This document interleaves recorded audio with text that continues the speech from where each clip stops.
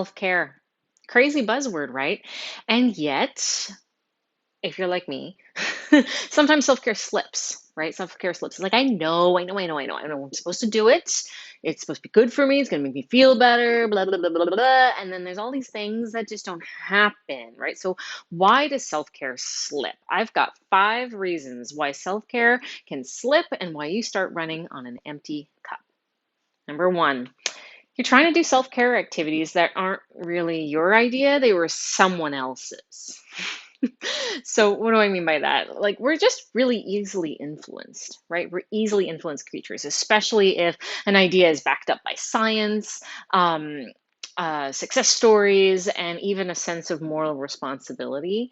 Then someone else's idea of self care starts to become our own. And if it's not actually really a part of our own personal value system, our interests, or our priorities, then we're just not going to make time for it. So drop it off your radar. Just drop it off your radar. It's a complete energy leak.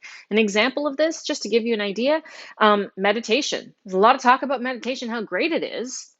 It's wonderful. It's backed up by science. You hear about people that are benefiting from it, blah, blah, blah, all this wonderful stuff about meditation. But if it's not really your interest, if the idea of meditation just kind of like makes you feel heavy about it, you're not going to want to do it. You're not going to prioritize it. So even though, I do think that meditation is pretty awesome, it might not be the right kind of self care for you. So, you know what? Instead of putting it on your list of things that you'd like to be doing for yourself and then just kind of feeling bad about yourself when you're not doing it, forget it.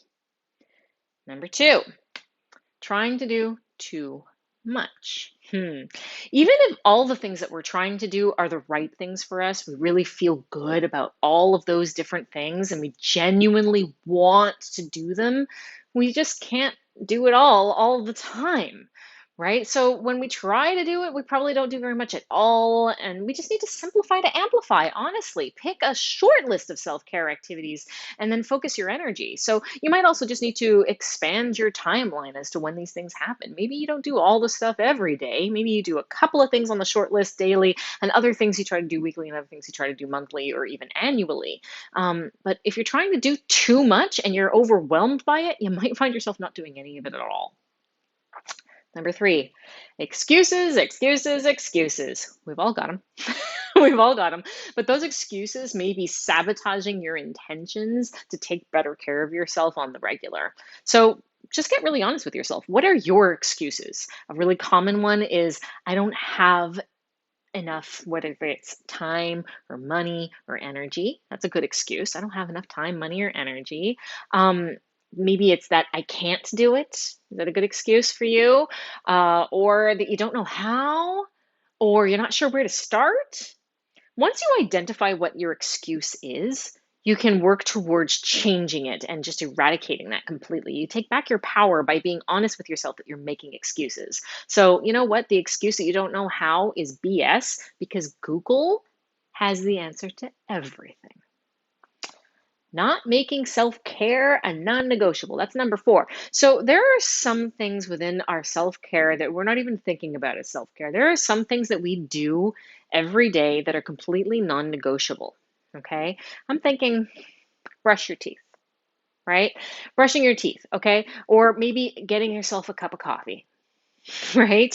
Whatever you do that you never miss doing. Like, I swear to God, you never miss this thing. Like, you'll be late for a meeting because you've got to get your Starbucks. Okay? That means you've made it non-negotiable. You know you need that thing. You know you must do it, and therefore it just happens. So if there is something that you really want to be doing and you're not, it's because you haven't made it non-negotiable.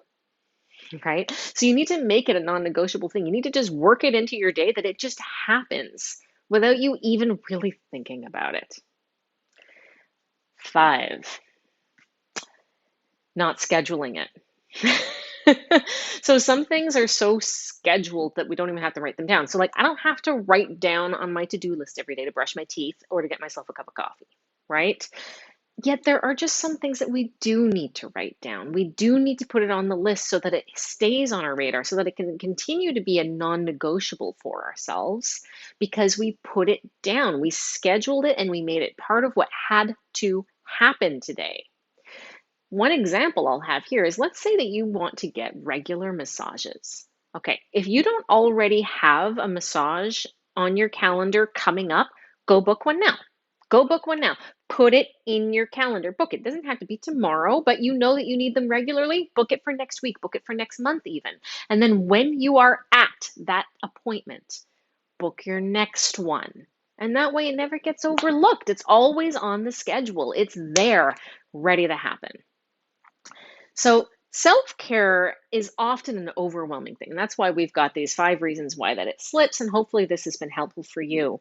If one of the things that really resonates for you, and it's one of those things that you really want to be doing, is more regular yoga, then I invite you to join me for the Self Care Yoga Challenge. It's a 21-day challenge that I do annually. You can sign up for my inner circle over at christine-gannett.com.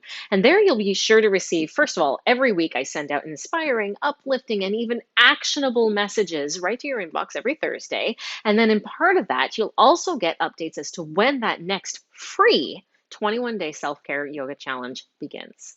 So I hope that you'll join us over at the Inner Circle, and I am so grateful for your attention. Thank you so much and have a great day.